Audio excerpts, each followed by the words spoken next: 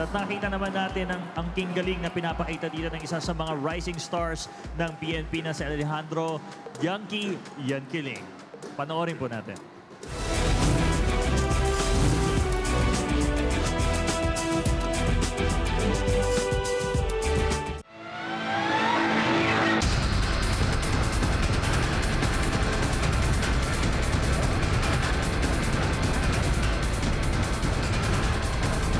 Isa sa mga tinuturing na step-up player ng UNTV Cup, lalo na noong Season 4, ay ang PNP responder slasher na si Alejandro Yankiling III.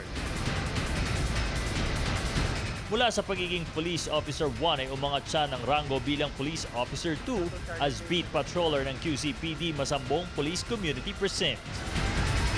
Assignment niya beat patroller dyan sa Quezon Avenue, Corner West Avenue. Sila yung namamahala ng katahimikan dun sa lugar nila. Wala silang ginawa doon kundi magpatrol na magpatrol. And then, kapag may alarma, ang ibig sabihin ng alarma ay may nangyaring kaguluhan dito sa gandang malapit sa kanila. Sila ang re-responde, sila ang pupunta ron. Kung minsan naman mayroong nangyari itong banggaan, sila ang unang-unang pupunta ron. Kumbaga sana sila ang first responder lagi. At itatawag nila sa presinto namin para maparating dito yung tamang tao na mag-iimbestigado sa mga pinangyarihan. Kung krimen man siya o vehicular accident. Naging magandang stepping stone sa kanya ang mga nasalihang competitive leagues upang mataglay ang galing sa depensa at maging sa opensa. Na double team, ang gagawa ng paraan, vintage shot, it's good. Yankiling. Yung first time kong maglaro ng competitive basketball is sa junior high school sa PCCR na yung liga namin yung KUSA. Na yung mga competing school, ang kalaban namin like MLQU, PMI, CCP, tsaka LPC.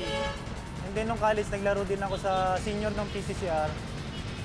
And then yung naglaro din ako sa mga commercial like yung sa PBL Juniors, yung sa Batang Technogas, kay Coach Richard Nazarin. And then ito nga yung PNP team, ang pinaglalaro ko ngayon.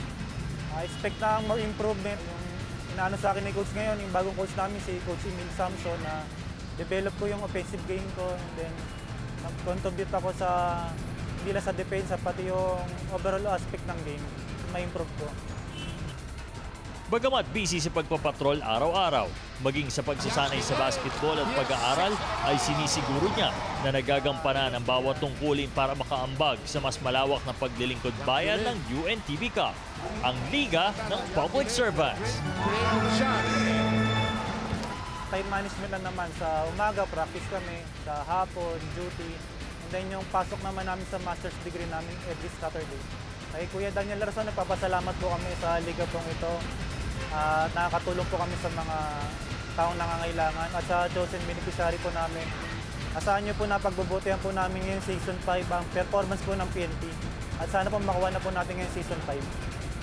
Si Police Officer 2 Alejandro Yankiling III, ang step-up player ng PNP Responders na may heart of a champion.